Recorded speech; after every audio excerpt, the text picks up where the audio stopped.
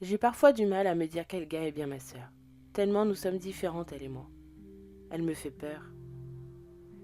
Sa manière de regarder les autres, comme si tout ce qui était autour d'elle était une cible potentielle pour assouvir ses pulsions meurtrières. Son regard qui s'illumine quand elle tranche les gorges de tous ces garçons, se servant de moi pour les attirer. J'en viens à me demander si elle ne m'accepte pas comme une sœur, uniquement pour ça. Pour jouer les appâts et s'amuser de me voir pleurer en même temps qu'elle m'oblige à finir le travail. Pendant que notre victime du jour agonise. Nous observons, Elga et moi, semblant appeler à l'aide, avec ses yeux remplis d'incompréhension dirigés vers nous. Mais je n'ai pas le choix. Je ne veux pas prendre le risque de la contrarier. De lui donner l'excuse de se débarrasser de moi aussi, comme elle l'a fait avec maman. Tout n'a pas toujours été comme ça. Je me souviens pas très bien de notre enfance, de ces moments de bonheur apparents avec maman quand nous n'avions que quelques années. Je ne comprenais pas bien qui était cet homme qui n'avait pas le droit de nous approcher. Au début, je pensais que c'était un serviteur, chargé de nous amener nourriture, jouets et robes, qui n'avait que ce seul lien avec notre famille. Je voyais son air triste parfois dans l'encadrure de la porte, après qu'il ait cogné à cette dernière pour nous amener nos repas. Maman refusant que l'on sorte de la chambre où l'on se trouvait toutes les trois. Dans ces moments-là, j'avais envie de lui dire qu'il pouvait entrer, qu'il pouvait jouer avec Elga et moi, comme tout bon serviteur qui se respecte. Au vu de ce qui nous entourait, j'ai longtemps cru être comme ces princesses des contes que maman nous lisait le soir avant de nous coucher. Elga disait que c'était juste des histoires, mais moi je rêvais de vivre les mêmes aventures, de rencontrer un joli prince qui m'emmènerait dans son royaume. Et toutes ces tentures autour des fenêtres, ces draps bordés de soie, ces meubles et tout le reste, pour moi, c'était déjà un signe d'une certaine aisance digne d'une famille royale. Mais j'ai très vite déjanté en apprenant la vérité. Une fois que j'étais en âge de comprendre ce qui était en réalité ce qui nous entourait, celui que je pensais n'être qu'un serviteur était en fait notre père. C'est à lui que nous devions d'être venus au monde, Elga et moi. Maman n'aimait pas en parler, mais j'ai appris que c'est papa qui avait sauvé maman d'un endroit sombre, froid, plein de gens qui lui voulaient du mal. Un endroit très différent de celui où nous nous trouvions à ce moment. Alors pourquoi maman était si méchante avec lui? Pourquoi il ne pouvait pas nous voir, nous toucher? Je comprenais mieux sa tristesse à chaque fois qu'il tentait de nous apercevoir et que maman l'en empêchait. C'est là que je m'apercevais de cette différence entre Elga et moi. Elle ne prêtait pas vraiment attention à ce que je voyais, que son insouciance lui dictait de ne pas s'attacher, obéissant de manière stricte aux directives de maman de ne pas le regarder non plus, qu'il n'était pas digne de nous observer. Elga était très attachée à maman, encore plus que moi. Je pense que c'est à cause de cet attachement qu'elle a du mal à supporter que maman nous laisse seuls avec cet inconnu qui était notre père. Nous avions beau grandir, nous ne le connaissons pas. Il n'était qu'un étranger qui avait à peine le droit de vivre sous le même toit que nous. Par la suite, nous avons pu sortir, ma sœur et moi, de cet espace qu'était la chambre, où nous avions grandi une grande partie de notre enfance.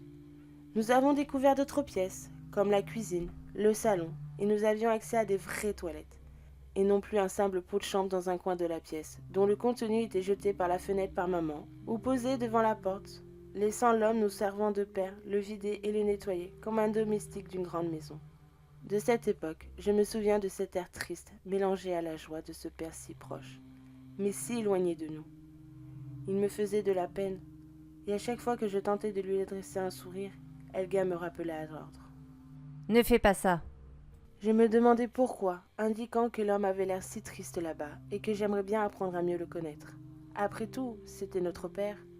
Elga me prenait par les épaules dans ces moments, se mettant de dos pour ne pas que l'homme voie ses yeux rougis par la colère, pendant que maman, ignorant ce qui se passait, était affairée à cuisiner les aliments apportés par notre père. C'est peut-être celui qui nous a donné la vie, mais maman ne veut pas qu'on s'approche de lui. Moi aussi, j'aimerais bien le connaître un peu mieux. Mais si maman ne veut pas, c'est qu'il doit y avoir une raison.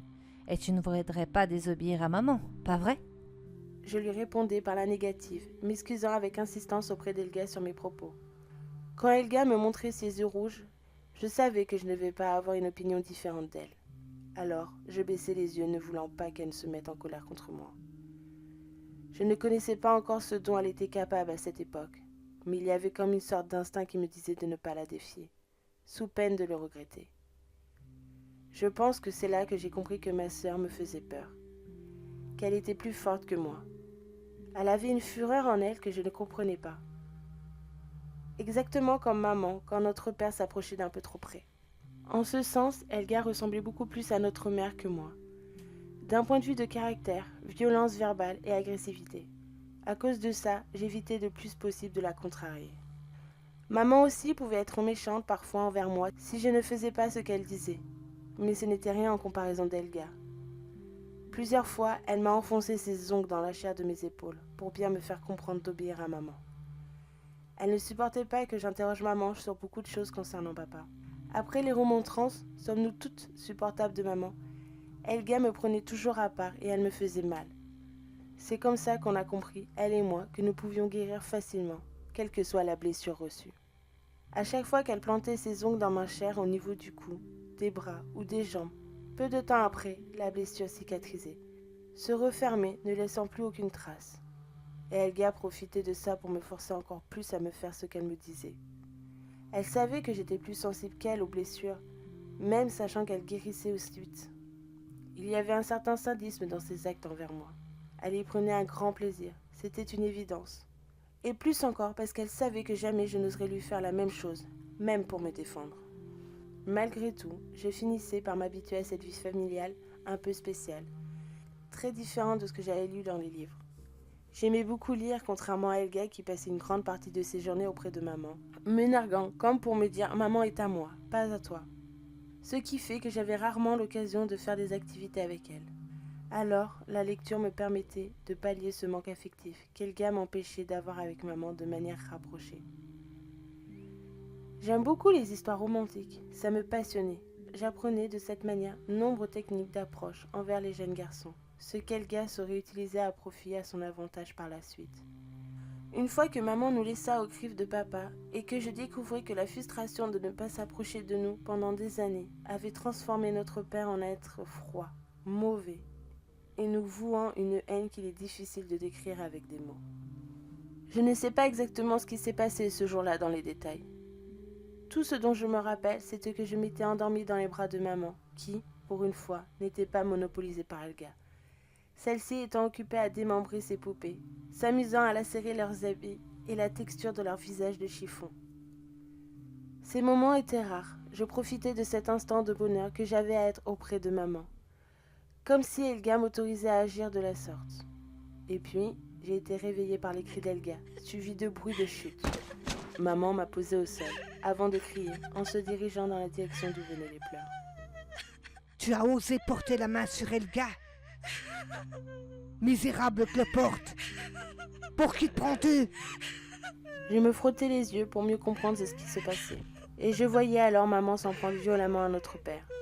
Pendant qu'Elga observait la scène d'où elle était, allongée sur le sol, souriant de ce qu'elle voyait. Je ne sais vraiment pas pourquoi, mais en voyant maman aux prises avec papa, j'ai eu un réflexe de défense et je me suis approchée de maman, me blottissant contre elle, comme pour la protéger. Un geste stupide. Comment aurais-je pu la défendre au vu de ma petite taille? D'autant que maman n'avait clairement pas besoin de mon aide. Ce qui suivit découlait de ma stupidité. Maman détourna son attention de papa. Celui-ci en profitait pour s'enfuir et sortir de la maison. Nous entendions ses cris au dehors, et peu de temps après, des hommes s'introduisirent dans la maison. S'emparant de maman, me séparant d'elle. Je fus projetée au sol pendant que maman était attachée, sans qu'Elga et moi nous puissions faire ou dire quelque chose. Tétanisée par ce qui se passait devant nos yeux, auxquels se rajoutaient les cris de maman. Pauvre vermisseau! Vous paierez votre forfaiture! Insecte inconscient! Je vous maudis tous! Ensuite, maman fut emmenée au dehors et on ne l'a plus revue pendant des années, restant seule avec cet étranger qui était notre père. Ce qu'Elga n'a jamais pu pardonner à maman, persuadée qu'elle nous avait abandonnés. Un sentiment qui la rongeait, chaque jour un peu plus, développant sa fureur envers les habitants du village en son fort intérieur, les rendant responsables de la fuite de notre mère sans qu'elle ait pu nous expliquer la raison de son absence. Nous avons donc vécu plusieurs années ainsi, dans le doute. Si au départ, Elga tenta de croire en mes paroles sur le fait que maman reviendrait bientôt, plus les années passaient, plus elle ne croyait plus en ce que je disais. En cet espoir de son retour, et se confortant dans le fait qu'elle nous avait lâchement laissés entre les mains de notre bourreau de père. Je dis bien bourreau, car nous devenions ses souffres-douleurs, se défoulant sur nous pour des raisons futiles, nous utilisant comme des domestiques pour diverses tâches. J'ai tenté plusieurs fois de le raisonner, de demander pourquoi il nous faisait subir tout ça, mais à chaque fois la réponse était la même.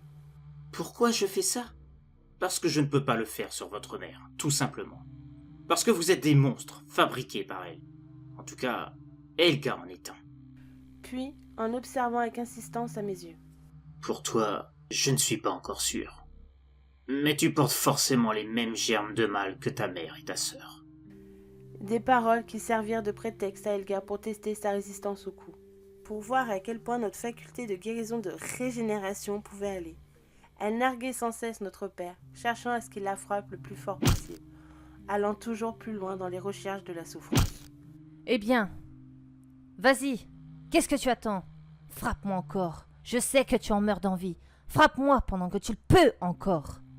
Dans ces moments-là, je ne faisais que pleurnicher, demandant à Helga pourquoi elle disait ça, répétant au bout que je voulais que maman revienne, que papa était trop méchant avec nous. Ce à quoi Helga rétorquait. Tais-toi, idiote. Tu penses vraiment que j'ai mal? Ce sont des caresses pour moi. Et arrête de l'appeler père. Il ne me mérite pas. Et ce n'est qu'un humain, de toute façon. Et maman nous a abandonnés. Je la déteste, elle aussi, pour nous avoir laissés ici. Je lui criais qu'elle n'avait pas le droit de dire ça, que maman reviendrait un jour, j'en étais sûre. Elle reviendrait pour nous libérer. L'évocation de notre mère faisait redoubler la colère de notre père sur nous, s'acharnant sur moi à m'en faire pleurer, sans discontinuer, pendant qu'elle riait à chaque coup de poing qu'elle recevait, chaque coup de pied porté sur son corps, chaque blessure se fermant sur ses bras ou ses jambes, fixant notre père des yeux toujours plus vifs, ce dont j'étais encore incapable. Au bout d'un moment, voyant que ces coups ne causaient aucune lésion durable, celle-ci guérissant aussi soudainement qu'il lui donnait naissance, papa s'arrêtait, externuait des efforts fournis à se déchaîner sur nous, et lassé de rire d'Helga. Encore. Encore. Pourquoi tu t'arrêtes? J'en veux plus. Encore plus. Mais ça, ce n'était rien en comparaison de ce qu'Helga m'obligeait à faire en l'absence de notre père, bûcheron de son état. Dès que celui-ci partait de la maison, elle m'entraînait avec elle, afin de l'aider à assouvir sa soif de sang et de violence comme elle le disait, prétextant que les caresses de notre père ne lui permettaient pas de lui donner ce qu'elle voulait. Elle savait que j'attirais les regards des garçons du village, bien plus qu'elle, dont les attitudes de garçon manqué faisaient fuir le moindre prétendant. Alors, elle profitait de cette propension involontaire de ma part d'aimant à garçon, tel qu'Helga me désignait, me faisant poster sur un coin de rue, comme attendant quelque chose. Le stratagème était rodé, il ne fallait pas longtemps avant que je sois abordé, et que je parvienne à le convaincre de me suivre près du petit bois, à l'abri des regards indiscrets. Suivant en cela les recommandations d'Helga, qui suivait toutes les étapes de séduction. Une fois aux abords de la forêt, je montrai un arbre bien défini à la future proie, qui me suivait bien docilement comme un petit chien à qui me promettant le plus beau des os. À peine arrivé et profitant que les prétendants plongent son regard dans le mien, Helga se montrait, sortant de derrière l'arbre, servant de lieu de sacrifice, ne laissant pas le temps au pauvre garçon de réagir. D'un coup, elle lui tranchait la gorge à l'aide d'un bout de verre enrobé d'un tissu. Une arme de fortune simple mais efficace, et surtout qui pouvait facilement se renouveler et se jeter sans que ça se remarque. Au contraire d'un couteau, dont l'absence aurait été facilement attiré l'attention de notre père. C'est là que le sadisme d'Helga entrait en jeu, alors qu'elle me tendait un autre verre, comme celui ensanglanté qu'elle tenait. Vas-y, Liv, à ton tour. Regarde, tu as juste à planter le verre ici, trancher la chair de ses bras. Fais-le doucement, il ne faudrait pas qu'il meure trop vite. Je tiens à voir la vie s'enfuir de lui, petit à petit. Pendant ce temps, je m'occupe de ses jambes, et après ça, on passera au final. Elle me montrait alors ses ongles qui s'allongeaient, ses dents qui passaient de leur forme rectangulaire à celle des triangles aiguisés, prêts à se planter dans le corps et à déchiqueter le pauvre garçon servant de défouloir à Helga. Elle savait que je détestais quand elle m'obligeait à tuer. Les premières victimes, elle s'était contentée de me forcer à regarder, s'appliquant à découper lentement le corps. Et une fois que la vie n'était plus présente dans le corps, s'acharnant à dépecer à coups de dents et d'ongles le reste, afin de faire croire à l'attaque d'un animal, tel un ours ou un loup qui était en grande quantité dans la région. Mais après, elle a tenu à ce que je participe moi aussi, afin que je franchisse à mon tour la ligne, tout comme elle. Comme une vraie sœur se doit de le faire. C'était le prétexte qu'elle me sortait à chaque fois que j'hésitais, me prenant la main pour m'aider, le cas échéant, pour s'assurer que je ne m'enfuirais pas en courant. C'est très bien, Liv. Tu es de plus en plus douée, tu sais. Tu me fais très plaisir, ma chère petite sœur adorée. Et moi, je n'osais rien dire, je faisais comme elle me disait de faire, car j'avais trop peur de subir le même sort si je refusais. J'avais bien trop peur d'elle et de ce qui adviendrait si je ne m'abaissais pas à suivre ses traces. Je suis devenue une meurtrière à cause d'elle. Je suis devenue un monstre à cause d'elle, usant des mêmes facultés qu'elle. Les yeux rouges, les ongles, les dents. J'étais son parfait sosie dans le meurtre sauvage. J'étais sa prisonnière, sa complice, et elle le savait. Elle savait que jamais je n'oserais me rebeller contre elle, contre les horreurs qu'elle m'obligeait à faire. Même le jour où on s'en est pris à Garel, le fils de notre voisin. Toutes les deux, on a senti qu'on nous observait, alors que le corps du jeune garçon gisait au sol, baignant dans une mare de sang coulant sur la terre. Helga a dit qu'elle sentait la haine de notre père venant d'un fourré. Il nous avait vus avec le corps de Karel. On ne savait pas depuis combien de temps il était là, mais il savait maintenant qu'on était à l'origine de ses morts et que les loups ou les ours n'avaient rien à y voir. Et puis un soir, notre père s'est encore plus déchaîné sur nous, alors qu'une nouvelle disparition d'un des garçons du village avait été annoncée.